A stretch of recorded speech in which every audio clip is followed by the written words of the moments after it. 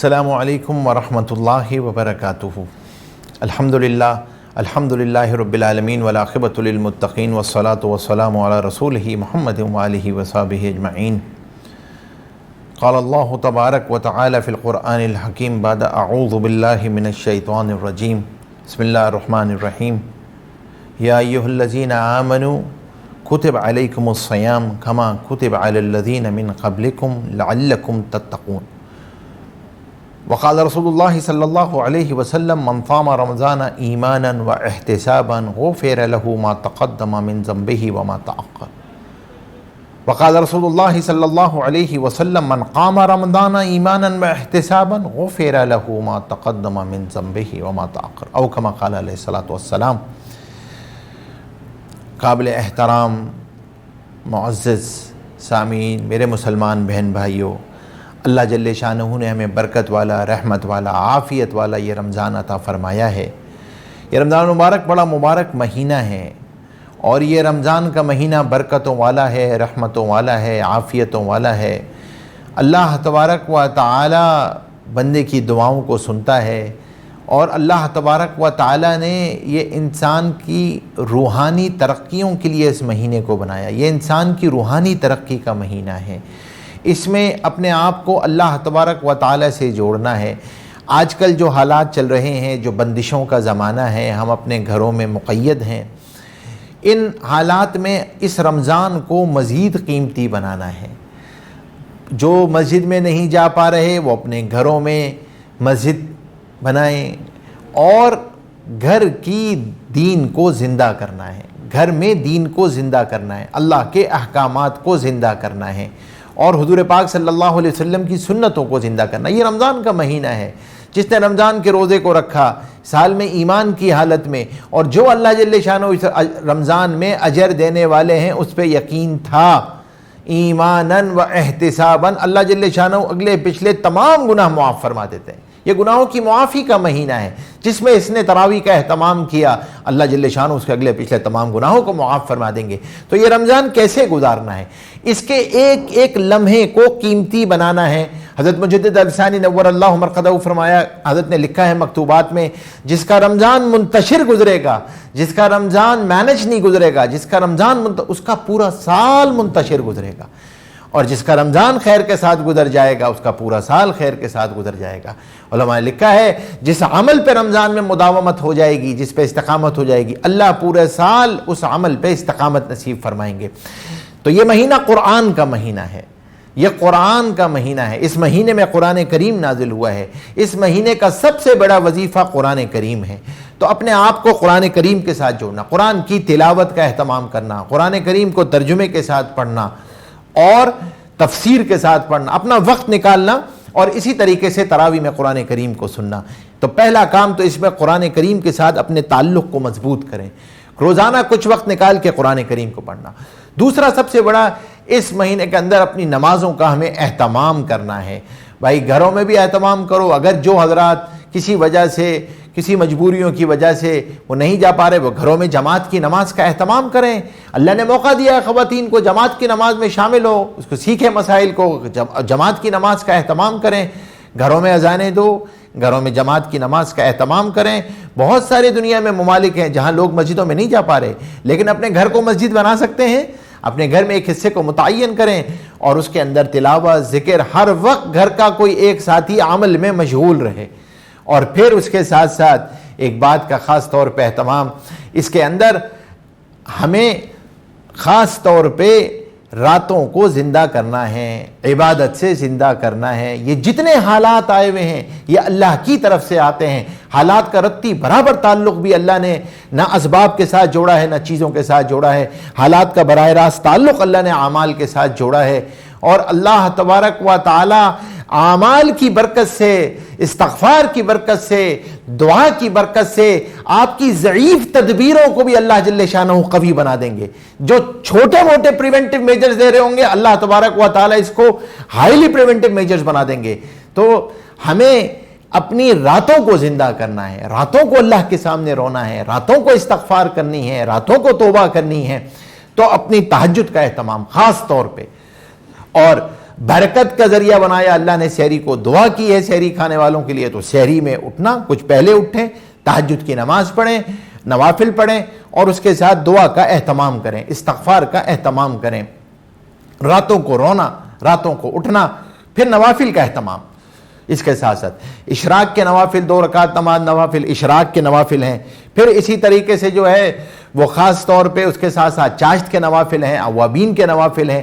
نوافل کا اہتمام کریں, اور اس کے ساتھ ساتھ ذکر اذکار کا اہتمام رکھنا.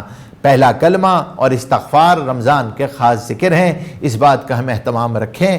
اور آخری 2 باتیں میں آپ سے عرض کر دوں. دیکھیں یہ رمضان ہے, اس رمضان میں اپنی قوت دعا کو بڑھانا ہے, اللہ کے سامنے اپنی دعا کو بڑھانا, اللہ کے سامنے بیٹھنا اور بے تکلف ہو کے اللہ سے مانگنا. دعا کسے کہتے ہیں؟ اللہ کے دربار میں اپنی ایپلیکیشن کو سبمٹ کرنا ہے, اپنی درخواست کو پیش کرنا ہے, اور اللہ کے دربار میں. اور اللہ جل شانہ کیا فرما رہے ہیں؟ حدیث قدسی ہے, اللہ فرماتے ہیں مجھے حیا آتی ہے کہ میں بندے کے ہاتھ خالی لوٹا دوں. وہ ہاتھ جو اللہ کے دربار میں اٹھ گئے وہ دعا قبول ہو گئی. فرمایا بندے کی دعا قبول ہوتی رہتی ہے جب تک زبان سے نہیں کہتا میری دعا قبول نہیں ہوتی. انا عند ظن عبدی بی, اللہ جل شانہ فرماتے ہیں میں بندے سے اس کے گمان کے مطابق فیصلہ کرتا ہوں. تو اپنی دعاؤں کو مانگنا, امت کے لیے مانگنا, انسانیت کے لیے مانگنا, سارے مسلمانوں کے لیے مانگنا. اللہ جل شانہ یہ جو وبا آئی ہوئی ہے, جو پریشانی آئی ہوئی ہیں, جو حالات آئے ہوئے ہیں, اللہ ان کو دور فرما دے. اور دوسری چیز استغفار کو بڑھانا ہے, توبہ کو بڑھانا ہے, اپنے گناہوں کو یاد کرنا جو میری عبادات کی لائن میں ہوئے, اخلاقیات کی لائن میں ہوئے, معاشرت کی لائن میں ہوئے, اعضاء و جوارح سے ہوئے, نگاہ سے ہوئے, زبان سے ہوئے, کانے سے ہوئے, کان سے ہوئے, دل میں سوچنے سے ہوئے, دماغ میں خیالات آنے سے ہوئے, معاملات میں ہوئے, معاشرت میں ہوئے, اللہ معاف فرما دے. پچھلے گیوں پہ ندامت, آئندہ نہ کرنے کا عزم, اور اس پر استقامت, گناہوں کو ترک کر دیں, ترک کر دیں.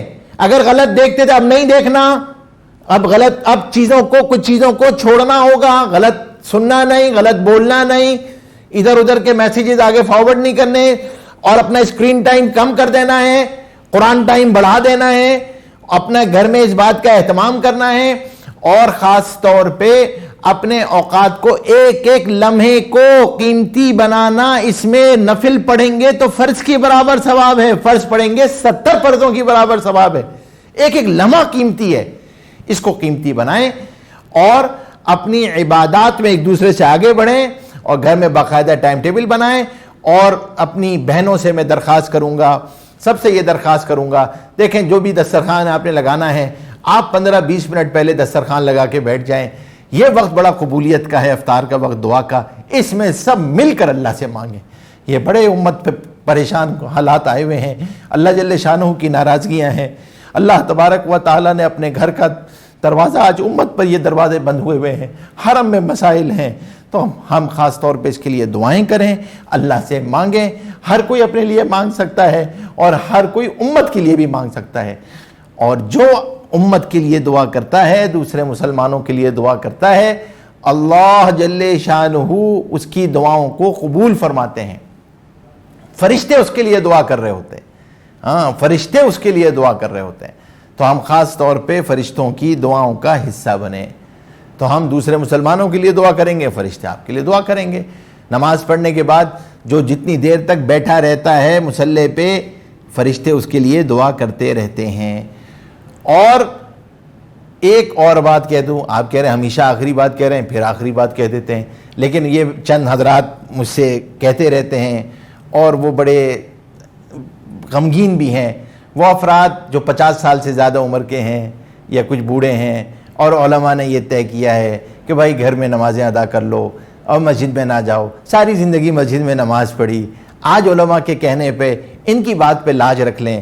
آج اگر ہم رک جائیں گے اور گھر میں بیٹھ کے پڑھیں گے, انشاءاللہ آپ کو دوہرا اجر ملے گا. جماعت کا تو ملے گا, لیکن یہ جو قربانی کی ہے اس قربانی پہ بھی آپ کو اجر مل رہا ہوگا کہ آپ نے علماء کی بات کو مان لیا.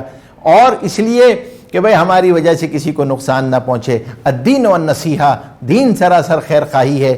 میری وجہ سے دوسرے مسلمان کو راحت پہنچے, کسی کو مجھ سے تکلیف نہ پہنچے, اور میرے کسی عمل سے یہ مسجد بندش کا ذریعہ نہ بنے, اس میں بندش نہ ہو. تو ہمیں اس بات کا لحاظ رکھنا ہوگا. لیکن انشاءاللہ اللہ سے بھرپور امید ہے، اللہ جل شانہ آپ کی نیت پہ انشاءاللہ آپ کو گھر بیٹھے انشاءاللہ اس کا اجر ملے گا۔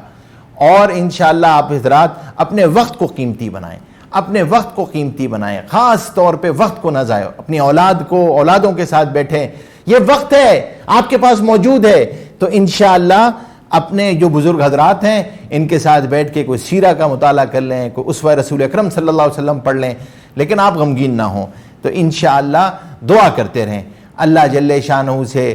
ہم یہ سب دعا ہم بھی دعا کریں، اور آپ سے بھی یہی درخواست ہے کہ ہم سب یہ دعا کریں، اللہ تبارک و تعالیٰ پھر وہ معمول کے حالات کو واپس لائے، ان مسجدوں کو زندہ فرمائے، اعمال سے زندہ فرمائے، اور اپنی کوتاہیوں پہ یہ نظر رہے کہ میری کون سی ایسی غلطی کوتاہی تھی، میری انفرادی اجتماعی توبہ کا وقت ہے، یہ انفرادی اجتماعی توبہ کا وقت ہے۔